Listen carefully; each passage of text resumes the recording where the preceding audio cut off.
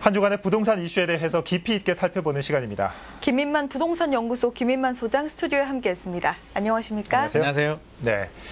자, 요 며칠 사이에 부동산 정책들이 참 많이 바뀌기도 하고 새로운 정책들도 소개되고 있기도 합니다. 최근에 이슈들 어떤 게 있었을까요? 일단 좀 있으면 이제 6월 1일이 되죠. 6월 1일 이후부터는 양도세, 중과세가 되기 때문에 굉장히 주의해야 되고요. 지금 핫 이슈는 드디어 발표가 되었습니다. 오세훈표 재개발 계획이 발표가 되어서 지금 굉장히 핫하고 있고 저도 지금 자료를 뽑아서 열심히 공부를 하고 왔습니다. 예, 그렇습니다. 자, 정부와 서울시가 앞다퉈 부동산 대책들을 쏟아내고 있는데 이 서울시가 재개발을 활성화하겠다면서 6대 완화책을 발표하기도 했습니다. 재개발 진입 장벽을 낮추고 절차도 간소화하면서 신규 지정도 늘리겠다는 겁니다. 관련 보도 영상 보시고 얘기 이어나가겠습니다. 오세훈 서울시장이 재개발 규제 완화책을 내세운 것은 공급 확대만이 부동산 시장을 잡을 수 있다는 판단에서입니다. 많은 전문가들이 진단하듯이 주택가격 급등의 핵심 원인은 수요에 비해서 턱없이 부족한 공급에 있습니다. 주거정비지수제가 폐지되면 법적 요건만 충족하면 재개발구역 지정이 가능해지는 것입니다. 저층 주거지 해제구역 총 316곳 중에 54%인 170여 곳이 건축물의 노후화가 심화돼서 주거환경 개선이 필요한 것으로 나타났습니다. 서울시는 재개발 규제 완화를 통해 2025년까지 13만 호를 공급한다는 계획. 재건축 11만 호까지 고려하면 2025년까지 24만 호 공급이 가능하다는 설명입니다. 딜라이브 서울 경기 케이블 TV 박용입니다. 네, 이 취임 한 달 기자간담회에서 이 조만간 발표할 거다 했는데 드디어 발표를 했습니다. 네. 예, 박 시장 시절에 있었던 주거정비 지수제도 폐지하고 이 개발 절차를 간소화해서 이 서울시가 주도해서 간소화하겠다. 6가지 대책들이 발표됐는데 먼저 어떤 대책들인지 소개 좀 해주시고 어떻게 평가하는지 궁금합니다. 일단 6가지가 발표가 되었는데요. 이제 가장 눈길을 끄는 것이 박원순 시장께서 전 시장이죠. 박원순 전 시장께서 대못을 박았죠. 대못을 박았던 주거정비 지수제를 전격 폐지했습니다. 이게 어떤 내용이냐면 점수제로 하는 거예요. 노후도 뭐 여러 가지 환경 등 여러 가지 평가를 해서 점수에 도달하지 않으면 이제 허가를 못하게 아예 정비 사업을 못하게 하는 사업인데 오세훈 시장이 이 부분을 전격 폐지를 하겠다는 것입니다. 그렇게 되면 기존에 구역 해제된 구역들이 굉장히 많거든요. 한 390곳 정도 되나요? 그 정도 되는데 그런 구역들이 다시 추진할 수 있는 힘을 받게 되어서 제가 볼 때는 이 부분이 가장 핵심인 것 같고요. 이제 하겠다라고는 이제 사전 예고를 했잖아요. 그래서 저도 좀 궁금하기도 했고요. 어떤 내용들이 포함이 될까 내용을 좀 예의주시를 했는데 나온 내용을 보면 일단은 저는 긍정적으로 좀 평가를 하고 싶어요. 왜냐하면 주민들 조합원들 입장에서는 이제 여러 가지 사업을 빨리 하고는 싶은데 또 사업 이익, 우리 공공재개발 같은 경우는 또 기부 체납이라든지 여러 가지 공공성을 강요하다 보니까 이거 어떻게 하는 게 좋을까 좀 망설이고 있었는데 지금 나온 대책을 보면 민간 재개발한테 굉장히 유리해 보이긴 해요. 왜냐하면 재개발 사업의 가장 리스크인 기간은 굉장히 단축시켜주면서 너희들이 원하는 대로 동의율도 쉽게 해주고 지수제도 폐지시켜주고 쉽게 할 수 있겠다라는 이런 시그널을 주고 있거든요. 그래서 시장에서는 굉장히 긍정적으로 평가를 하고 있고요. 좀 우려스러운 점은 투기 억제.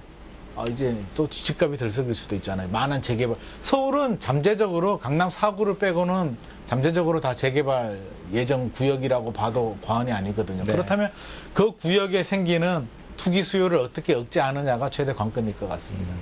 네, 오 시장은 또 이번에 재개발을 통해서만 2025년까지 13만 가구를 공급하겠다고 했는데 소장님은 예전에도 이게 좀 어렵지 않겠느냐 말씀해 주셨잖아요. 이번 완화책을 써도 마찬가지로 어렵다고 보십니까? 오세훈 시장께서 이제 공급 계획을 공급이라는 것 자체를 저는 입주할 때까지는 이제 저는 공급으로 봤고요. 오세훈 시장은 아마 입주는 아니고요. 사실 2025년까지 입주는 불가능하잖아요. 그렇겠죠. 아무리 빨리 해도 착공도 못 들어가거든요. 그래서 구역 지정이 되고 사업이 진행되는 걸 아마 공급으로 보지 않았을까 하는 생각을 하게 됩니다. 그렇게 본다면 불가능한 수치는 아니거든요. 뭐 구역 지정이 되고 뭐 추진이 설립이 되고 조합 설립 정도까지라고 본다면 2025년까지 뭐 그 정도 가능해 보이긴 해요. 근데 실제로 입주 물량까지 생각을 한다면 저는 2030년이 돼도 이게 한꺼번에 다 진행이 되지 않거든요. 구역 지정이 돼도 각 구역마다 진행 속도는 천차만별이기 그렇겠죠. 때문에 한 10년 정도는 최소한 생각을 해야 될 것 같습니다.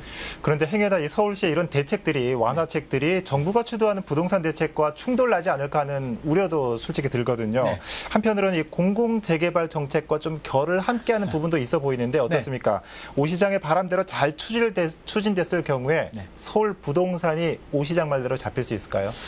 이게 이제 결이 같을 수도 있고 다를 수도 있는데요. 저는 좀 결이 같아야 된다라고 보거든요. 근데 네. 지금 나온 내용을 보면 공공성이 좀 빠져 있어요. 공공이 개입은 하는데 사업 기간을 단축시키는 데만 집중을 하고 있고 진짜 필요한 공공성. 예를 들자면 박원순 전 시장께서 왜 구역을 해제를 하고 지수제를 도입을 했냐면 원주민이 소위 말해서 쫓겨나는 젠트리피케이션 현상이 생기면서 상향의 여과가 생기는 거죠. 원주민들이 저소득층이 살던 지역에 아파트가 생기면서 고소득층이 들어오고 저소득층은 외곽으로 쫓겨나는 현상 때문에 박원순 전 시장께서는 이제 재개발 사업을 해제를 시키고 도시 재생을 통해서 기반 사업을, 기반 시설을 정비를 하겠다라고 했었는데 오세훈 시장은 이제 반대로 가잖아요. 공급이 부족하기 때문에 공급을 늘려야 된다라고 입장에서 공공이 개입을 해서 공급을 늘리는데 이제 초점을 맞추는데 제가 염려되는 부분은 이제 원주민들 쫓겨나는 분들 예. 아무래도 쫓겨날 수밖에 없거든요. 자금이 충분하다면 집을 가지고 있는 분들은 입주권을 받지만 추가 분담금을 내야 된단 말이에요. 추가 분담금 그렇죠. 여건이 안 되는 분들은 또 팔아야 되고요. 또 전세나 월세, 임대 사시는 분들은 이주비를 뭐 좀 지원을 받을 수는 있지만 굉장히 좀 열악하거든요. 물론 임대 아파트를 받을 수도 있겠지만 그게 여의치 않기 때문에 저는 개인적으로는 뭐 장기 임대라든지 이런 좀 공공성인 이런 쪽에는 좀 들어가야 될 것 같아요. 그래서 적어도 저소득층, 그 지역에 사는 저소득층을 보호하는 그런 공공성은 좀 들어가야 되는데 오세훈 시장의 발표에는 일단 그런 내용이 들어가지 않았고요. 정부가 주도하는 공공재개발과는 좀 결이 다른 게 자, 조합원 입장에서 한번 생각을 해보자고요. 그동안 사업성이 안 나오고 사업이 추진이 안 되고 여러 가지 문제 때문에 지푸라기라도 잡는 심정으로 공공재개발에 찬성을 하게 되고 후보지 선정에도 지원을 하고 여러 가지 추진을 하고 있는데 네. 오세훈 시장께서 이제 굉장한 당근을 던져줬단 말이에요. 그러니까요. 의뢰해 공모하면 우리가 적극적으로 도와줄게. 기간도 단축시켜주게 되고 층수도 높여주고 많은 지원을 해주고 공급을 빨리 하게 해줄게라고 하니까 제가 조합원이라면 고민이 될 것 같거든요. 야 이건 뭐지? 오세훈 표가 더 낫지 않을까? 우리 입장에서 조합원들은 철저하게 개인 이익주의거든요. 사업성만 따지기 때문에 공공재개발을 추진하던 단지들조차도 저는 흔들릴 가능성이 있어서 이 부분에 대해서는 국토부와 서울시가 좀 머리를 맞대고 예. 저소득층 서민 주거 안정을 위해서 어떻게 해결해야 될지에 대해서는 좀 힘을 좀 합쳐야 되지 않을까 싶고요. 또 염려되는 부분이 이제 오세훈 시장은 발표를 했어요. 토지거래 허가를 묻고 이제 발표를 하잖아요. 후보지 선정을 하게 되면 토지거래 허가를 묻고 선정을 하게 되면 권리산정 기준일이라고 해서 우리의 지분 쪼개기라고 하죠. 단독주택이 하나 있으면 뭐 빌라 같은 거 다세대를 지어서 입주권을 여러 개를 받는 형태를 지분 쪼개기라고 하거든요. 그래서 지금은 이제 구역 지정이 되고 조합 설립이 된 다음에 지자체장들이 권리산정 기준일을 정하면 그 날짜 이후에는 지분 쪼개기가 금지가 되는데 오세훈 시장은 한층 더 강화해서 이제 후보지 공모를 하면 그날부터 권리산정일로 해서 지분 쪼개기를 금지하겠다라고 하거든요. 그래서 좀 고민을 하셨는데 제 생각에는 이 정도 가지고 과연 투기 세력, 투기 심리를 억제할 수 있을까에 대해서는 조금 염려스러운 점도 있을 것 같습니다. 정부와 서울시의 정책적 협력도 중요하고 네. 뭐 공공과 민간이 함께하는 그런 노력도 필요하다 이런 네. 말씀을 해주신 것 같은데 자 계속해서 다음 이슈를 살펴보도록 하겠습니다.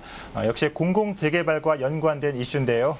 노원구 상계동에는 이 40여 년 전 도시 철거민들이 집단 이주해서 만든 마을인 희망촌이 있습니다. 서울의 대표적인 달동네 중 한 곳인데요. 여러 차례 개발 계획이 무산됐다가 최근 공공재개발에 대한 기대감이 커지고 있다고 합니다. 영상을 보고 나서 이야기 나눠보겠습니다. 벽에는 금이 가고 오래된 집은 반쯤 기울어져 있습니다. 이제 사람이 추워서 못 사는데요. 가스도 안 누르고 기름 떼잖아요. 비싸서 기름을 못 떼요. 보람만 놔줘야지. 전부 이게 연탄 떼잖아요. 추우니까.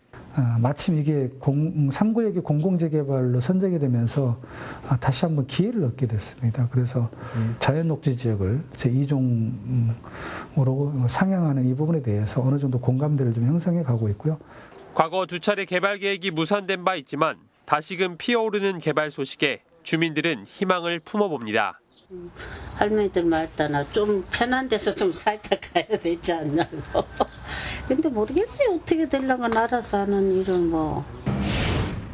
지난 2014년 뉴타운에서 해제된 상계 3구역. 현재 상계 3구역의 상황은 매우 복잡합니다. 먼저 공공재개발 추진위원회가 2군데 존재합니다. 굉장히 복잡한 이해관계가 이제 얽혀 있는 그런 그룹들이 많이 생기기도 했고 넘어야 될 산이 많긴 한데요. 제가 이 다양한 추진위원회 관계자분들 이게 마지막 기회거든요. 여기서 만약에 이 공공재개발 부분이 실패하면 더 이상이 그 상계 뉴타운의 3구역 쪽은 이제 희망이 없는 것이죠. 노원구청이 원활한 사업 진행을 위한 적극적인 지원을 약속했지만 얽히고 설킨 이해관계 속 사분오열된 상계 3구역의 공공재개발이 과연 최종 대상지로 선정될지는 아직 미지수입니다. 딜라이브 서울 경기 케이블 TV 이승준입니다. 거주 환경이 좋아지는 게 목적인 주민들은 공공이든 민간이든 빨리 추진됐으면 좋겠다 하는 생각인데 앞서 보신 것처럼 주민 간의 갈등이 또 다른 걸림돌이 됐습니다. 지금 상계 3구역도 같은 상황인 건가요? 상계 3구역 같은 경우도 이제 굉장히 복잡합니다. 원래 다른 구역들도 그래요. 이게 결국엔 또 돈이 걸리잖아요. 돈이 걸리다 보니까 이게 공공재개발을 추진함에도 불구하고 지금 조합이 2개로 나눠서 서로 지금 제가 볼 때는 밥그릇 싸움하고 있는 것 같고요. 또 다른 문제도 막 엮여 있는데 지금 희망촌 얘기가 나왔는데 희망촌은 이게 또 재개발은 아니고요. 상계 3구역 옆에 희망촌이 있거든요. 이게 서울 도심이 개발이 되면서 이제 이주하신 분들, 어떻게 보면 쫓겨나신 분들이죠. 그분들이 정착을 하면서 상계도는 희망촌, 중계동에는 뭐 백사마을 뭐 이런 곳들이 있는데 굉장히 열악합니다. 이게 가보면 이게 정비가 필요한데 이분들은 재개발을 할 수 있는 수준이 아니에요. 왜냐하면 자금 여력도 부족하고요. 너무 열악하기 때문에 정비 사업에는 3가지가 있거든요. 재건축 사업, 재개발 사업, 주거 환경 개선 사업이 있는데 너무 열악한 곳에는 이제 공공이 개입을 해서 주거 환경 개선 사업을 하게 되는데 희망촌은 주거 환경 개선 사업. 이제 상계 3구역은 재개발인데 재개발도 잘 안 되다 보니까 이제 공공 재개발로 추진을 하는데 이마저도 지금 주민들이 단결이 안 되고 이게 서로 밥그릇 싸움을 하고 있는데 최소한 주민들은 단결이 돼야 되거든요. 주민들이 단결이 안 되고 지금 또 이제 소송이 걸려 있다라고 하는데 소송을 한 번 하면 2년, 최소 2년이고요. 또 항소하게 되면 정비 사업이 길어지는 이유 중에 가장 큰 이유가 이 주민들끼리 소송이거든요. 이게 물론 뭐 인허가 절차적인 문제도 있겠지만 소송 이렇게 주민들끼리 단결이 안 되고 이렇게 가버리게 되면 아무리 서울시에서 노원구에서 도와주더라도 이거 뭐 5년, 10년 그냥 까먹을 수가 있어서 저는 적어도 주민들도 물론 나라나 공공이 열심히 도와주려고 하겠지만 주민들도 서로의 밥그릇 싸움 좀 그만하고 진짜 열악한 분들 많잖아요. 아까 우리 인터뷰에서 보시듯이 그 할머니 그런 분들 과연 뭐 몇십 년 사실 수는 없잖아요. 그렇다면 사는 동안이라도 좀 편하게 살 수 있도록 빨리 추진이 돼야 되는데 이런 밥그릇 싸움하고 있는 게 저는 너무 안타깝고요. 지금이라도 머리를 놨다고. 그러니까 공공의 역할이 필요한 게 이거예요. 그냥 내버려두면 소송으로 가고 이게 5년 이렇게 간단 말이에요. 그렇다면 공공이 개입을 해서 문제가 뭔지 정확히 파악을 하고 좀 교통 정리 좀 할 필요가 있을 것 같습니다. 행여나 앞에서 짚어봤던 이 서울시 그 재개발 완화 정책으로 이런 갈등의 골이 더 깊어지진 않을까 하는데 아무래도 이 서울시 주도의 재개발과 정부의 공공 재개발을 좀 같은 저울에 놓고 좀 저울질을 하게 될 것 같아요. 어떻습니까? 저울질 할 수밖에 없죠. 지금 또 공공 재개발을 추진해도 지금 조합이 2개가 생겨서 지금 밥그릇 싸움을 하고 있는데 이제 오세훈 표 재개발 사업을 하게 되면 혜택을 더 많이 주잖아요. 기간은 단축시켜주면서 여러 가지 공공성보다는 민간에 더 많은 혜택을 주는 정책을 추진할 수밖에 없기 때문에 제 생각에는 밥그릇 싸움이 더 치열할 것 같습니다. 사업성이 좋다는 얘기는 먹을거리가 더 많다는 얘기고요. 이게 그럼 개발이 더 지연될 수도 있다는 말씀이십니까? 개발이 지연될 가능성이 굉장히 높습니다. 오세훈 시장은 뭐 인허가 절차를 단축시킨다고 하는데 제가 앞서 말씀드렸듯이 인허가 절차 때문에 늦어지는 부분도 있지만 대부분은 조합원들의 다툼 때문에 늦어지는 경우들이 훨씬 더 많거든요. 그렇다면 이 문제를 해결하지 않고서는 저는 공공이든 민간 재개발이든 굉장히 어려운 사업이기 때문에 공공이 해야 되는 역할 중에 하나는 이런 갈등을 좀 해소하는 부분, 양쪽의 얘기를 듣고 좀 진짜 문제가 있다면 적극적으로 해결해 줘야 되겠고요. 진짜 밥그릇 싸움이라면 강력한 제재를 가해서 어떻게든 좀 해결할 필요가 있을 것 같습니다. 계속해서 부동산 정책이 바뀌고 있는데 소장님이 보실 때 어떻습니까? 이 공공재개발 앞으로 어떤 모습으로 변화될 것 같으세요? 제가 볼 때는 굉장히 산 넘어 산일 것 같습니다. 일단 시간이 너무 촉박하고요. 예. 지금 정부가 임기가 1년밖에 안 남았잖아요. 그래서 다음 정부에서도 공공재개발을 바통을 이어서 가야 되는데 아직은 그렇게 한다라는 뭐 확실한 시그널이 나오지 않고 있고요. 오세훈 시장만 보더라도 정부와 결이 다른 오세훈표 지금 어떻게 보면 뉴타운 시즌2죠. 네. 그걸 하겠다라고 하고 있어서 저는 공공재개발의 앞날이 굉장히 좀 험난하지 않을까 싶고 또 주민들 입장에서도 사실 선택의 여지가 없다면 공공재개발이 더 빨리 추진이 될 수는 있는데 이제 선택지가 하나 더 생겨버렸잖아요. 그렇다면 고민을 할 수밖에 없고 주민들은 어떻게든 더 유리한 선택지를 선택할 수밖에 없기 때문에 저는 공공재개발이 앞으로 굉장히 어렵고 더 험난한 길을 가지 않을까 싶습니다. 네, 이 정부 말을 들어야 하나, 이 서울시의 정책을 믿어야 하나, 이 부동산 시장은 여전히 혼란스럽습니다. 최근에 발표들로 달라질 부동산 시장들 다음 시간에도 짚어보겠습니다. 지금까지 김인만 부동산 연구소 김인만 소장과 함께했습니다. 소장님 오늘 말씀 고맙습니다. 고맙습니다.